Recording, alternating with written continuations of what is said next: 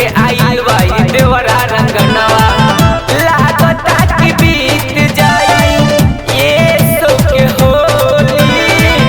लागता कि बीत जाई ये सो के होली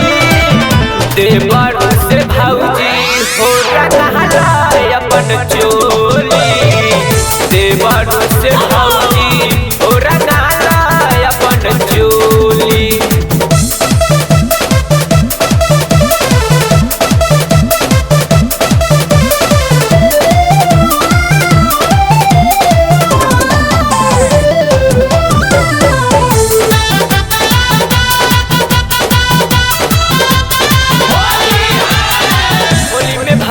तू लागलू हसीना डाली दे बड़ा तो छूटी पसीना होली में भौजी तू लागलू हसीना डाली दे बड़ा तो छूटी पसीना लागता कि बीत जाई ए सो के होली लागता कि बीत जाई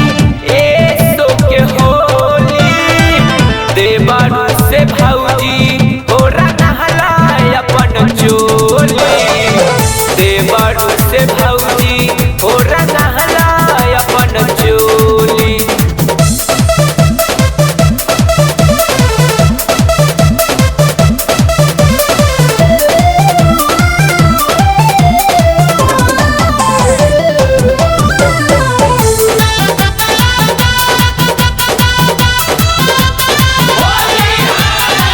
कहे अनिल भौजी का बाई राजा पंकज कहे होला देवरो के आधा कहे अनिल भौजी का पाई राजा पंकज कहे होला देवरो के आधा कहे नितेश भौजी बोल जानी बोली कहे नितेश भौजी बोल जानी बोली देवर से भौजी हो रंगला अपन चोली देवर से भौजी हो रंगला